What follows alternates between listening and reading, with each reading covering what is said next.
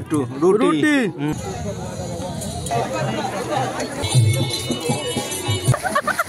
আমরা কিভাবে তৎকাল মহাকুম্ভ মেলায় গেলাম আর কি কি সমস্যার সম্মুখীন হলাম, কোথায় থাকলাম, কিভাবে স্নান করলাম, কি খেলাম, সেটা সবই দেখাবো। তো ভিডিওটা দেখতে থাকো, সবই তোমাদের বলবো। প্রথমেই আমাদের লোকাল স্টেশন থেকে ট্রেন ধরে চলে এসেছিলাম শিয়ালদা স্টেশনে।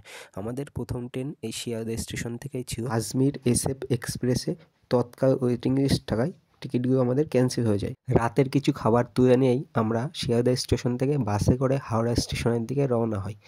যেহেতু প্রতিদিন রাত্রে হাওড়া থেকে প্রচুর ট্রেন যায় আর আমরা ওয়েট করছিলাম মাস্টার লিস্টের জন্য, আর ঠিক তখনই আমরা বিকানির এক্সপ্রেসে মাস্টার লিস্টে থার্ড সিটে 5টা সিট পেয়ে যাই। সেখান থেকে 4টে সিট আমরা বুক করে নিই গয়া পর্যন্ত। গয়া থেকে আবারও আমাদের টিটিকে বলে সিটের ব্যবস্থা করতে হবে, কিন্তু ট্রেনের ভিতরে টিটি সিটের ব্যবস্থা না করায় আমরা ওখান থেকে জেনারেল টিকিট কেটে ওই একই ট্রেনে করে প্রয়াগরাজ পৌঁছে যাই। এদিকে যেহেতু আমাদের ট্রেন রাত্রে 11:30টায় ছাড়বে, তার জন্য আমরা শিয়ালদা স্টেশনের বাইরে থেকে যে রুটি আর তরকারি নিয়ে এসেছিলাম সেগুলো আমরা স্টেশনের ভিতরে বসে খাওয়া শুরু করে দিলাম।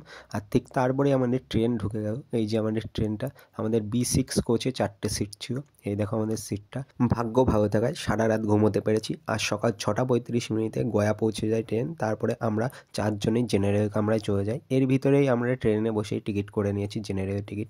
4জনই বসার জায়গা পেয়ে গেছিলাম। আমি আর পার্থ উপরে, শুভদীপ আর কাকা নিচে। তারপরে যখনই গঙ্গা দেখতে পেলাম তখনই মনে একটা অন্যরকম অনুভূতি চলে আসলো। ভাবলাম এই হয়তো পৌঁছে গেছি। তারপর ঠিক 1.5 ঘন্টা পরে আমরা প্রয়াগরাজ জংশন স্টেশনে নেমে গেলাম। আর আমাদের সাথে প্রচুর লোক দেখি ট্রেন থেকে নেমে গেল। বেশিরভাগ সবাই ছিল কুম্ভযাত্রী। প্রায় 60% ট্রেন এখানেই ফাঁকা হয়ে যায়।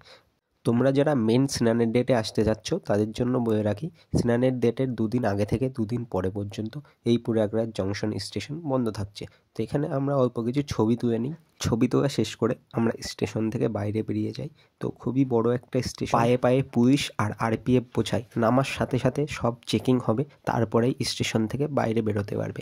তারপরে আমরা স্টেশনের বাইরে এসে টোটো ধরে নিলাম। প্রয়াগরাজ জংশন স্টেশন থেকে কুম্ভমেলার দূরত্ব প্রায় 7.5 কিলোমিটার মতো। টোটো আমাদের 2 কিলোমিটার আগেই নামিয়ে দিল। এত প্রতীক্ষার পরে আমরা সেই পৌঁছে গেলাম প্রয়াগরাজে কুম্ভ মেলায়। এই দেখো আমাদের সামনেই সেই কুম্ভ মেলা। এই যে কুম্ভ মেলার গেট। তো একেবারে নিচু, সব দেখাই যাচ্ছে এখান থেকে কুম্ভ মেলা। সেই লাগছে এখান থেকে। 2 কিলোমিটার আগে নো এন্ট্রি থাকায় ওখান থেকে পায়ে হেঁটেই মেলার ভিতরে আসতে হবে। আর আমরা 15 নম্বর পুল ধরে ভিতরে চলে গেলাম। আমার কাকার পরিচিত একজন এখানে টেন্ট বসিয়েছে, সেই টেন্টেই আমরা ফ্রিতে ছিলাম। মেলায় ঢোকার আগে কিছু ছবি তুলে রাখলাম। এই ছবিগুলোই ভবিষ্যতের স্মৃতি হয়ে থাকবে। যে পল্টন পুল এতদিন ধরে ভিডিওতে দেখেছি, ছবিতে দেখেছি, হয়তো ভেবেছি বেলুন, কিন্তু কাছে এসে চোখ দিয়ে ভালোভাবে দেখতেই বুঝতে পারি এগুলো লোহার বড় বড় এক একটা ট্যাঙ্কার টাইপের লোহারই বেলুন বলতে গেলে চলে।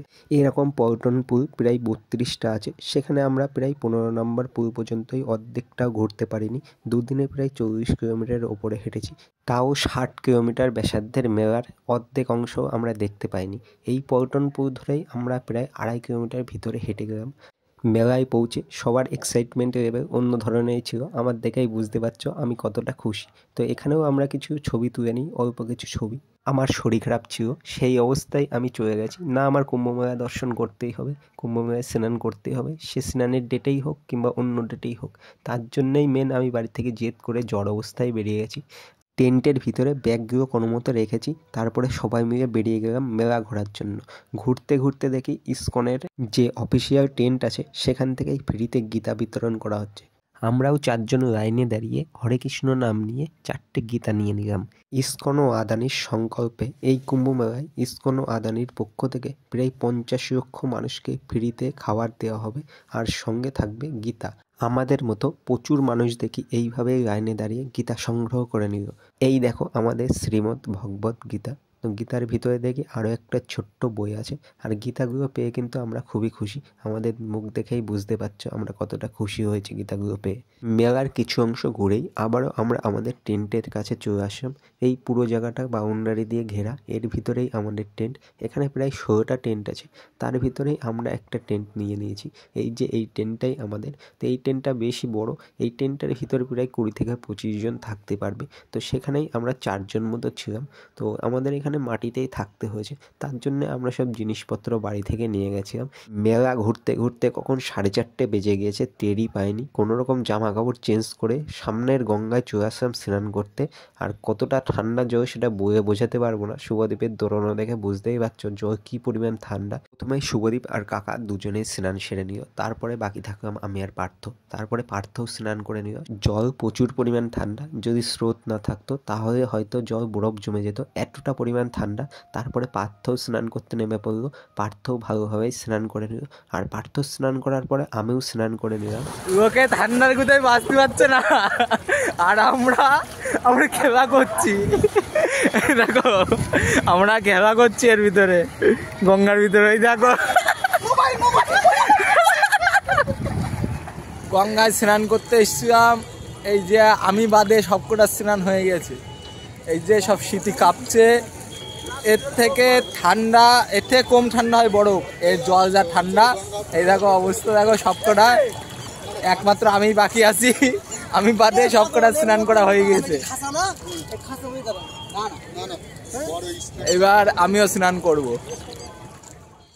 ওদের হাতে মোবাইল দিয়ে আমিও মা গঙ্গার নাম নিয়ে কয়েকটা ডুব দিয়ে দিলাম, আর সঙ্গে কয়েকটা ছবিও তুলে নিলাম। গ্রুপ ছবির সঙ্গে সেলফি সব কিছুই এখানে তুলে নিলাম। প্রথম দিন আমরা সঙ্গমে যেতে না পারায় গঙ্গাটাই স্নান করে নিলাম। গঙ্গা থেকে টেন্টের দূরত্ব প্রায় 2.5 কিলোমিটার। যেতে যেতে দেখি সন্ধ্যা হয়ে গেছে, তৎক্ষণাৎ সময় নষ্ট না করে আবারও আমরা বেরিয়ে পড়ি। 5 কিলোমিটার হেঁটে চলে আসি শঙ্কর ভীমাম মণ্ডপম এই মন্দিরটার কাছে। ওখান থেকে সোজা চলে যায় এলাহাবাদ ফোর্টের কাছে, যেখান থেকে লাইন শুরু হচ্ছিল শুয়ে থাকা হনুমানজির মন্দিরে যাওয়ার। সময় নষ্ট না করেই তাড়াতাড়ি লাইনে দাঁড়িয়ে যাই হনুমানজির দর্শনের জন্য। ভিতরে প্রচুর ভিড়, আর আমরাও ভুল লাইনে দাঁড়িয়ে পড়েছি। আমাদের লাইনটা সাইড দিয়ে কেটে চলে যাচ্ছে, আর মাঝের যে লাইনটা দেখা যাচ্ছে এটা ডাইরেক্ট হনুমানজির কাছে যাচ্ছে। কোনো মতে ঠেলাঠুলি ধাক্কাধাক্কি করে চোখের পলকে দর্শন হলো। ওখান থেকে আবার চলে আসলাম শঙ্কর ভীমাম মণ্ডপম সেই মন্দিরটার কাছে। কোনো মতে এদিক ওদিক ঘুরে মন্দিরে ওঠার রাস্তা খুঁজে পেলাম পিছন দিক দিয়ে। তারপরে আমরা মন্দিরে উঠলাম। তো মন্দিরটা খুবই সুন্দর মন্দির। অন্যান্য সময় এই মন্দিরের ভিতরে মোবাইল অ্যালাউ নেই, যেহেতু এখন প্রচণ্ড ভিড়, সেই জন্যে এখন মোবাইল অ্যালাউ করছে।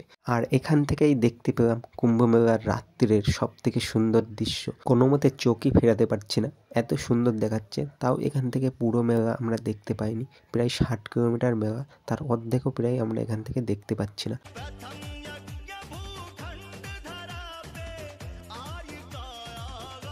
এই ভিউটা ছিল 3 তলার থেকে, আর এর উপরে আরও এক তলা আছে 4 তলার থেকে, সেটা আমি তোমাদের এখনই দেখাচ্ছি। 4 তলায় উঠেই দেখি সামনে রয়েছে মহাদেবের মূর্তি, আর ঠিক তার উপরে রয়েছে আমাদের 12টা রাশি।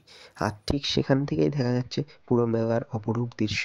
এটা দেখার পরেই আমার কুম্ভ যাত্রা সম্পূর্ণ।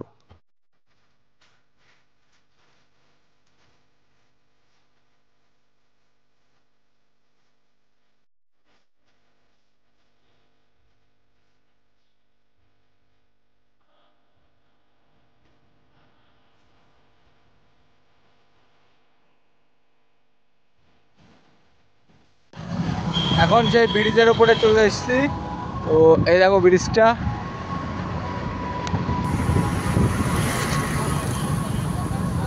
সাইড দিয়ে নিচেই পল্টন পুল, সাইডে একটা রেল ব্রিজ, তার ওপাশে আরেকটা রেল ব্রিজ, আর ওপাশে প্রচুর দূর মেলা। ওপাশে যত দূর দেখা যাচ্ছে তত দূর মেলা, অনেক দূর পর্যন্ত। আর এই পাশেও মেলা আছে, এই পাশে মেলা দেখো, প্রচুর এরিয়া জুড়ে, প্রচুর প্রচুর। আর ওই যে সে মন্দিরটা যেখানে আমরা ছিলাম একটু আগে ভিডিও করে আসলাম, এই যে এই মন্দিরটা। এখন আমরা দাঁড়িয়ে আছি শাস্ত্রী ব্রিজের ওপরে, আর শাস্ত্রী ব্রিজ থেকেও মেলার সঙ্গমের দিকের দৃশ্যটা খুবই সুন্দর। এখান থেকেও অনেক দূরই মেলা দেখা যাচ্ছে, কিন্তু এখান থেকেও পুরো মেলাটা আমরা দেখতে পাচ্ছি না। তারপরে আমরা এখান থেকে নেমে আবার আমরা টেন্টের দিকে রওনা হই।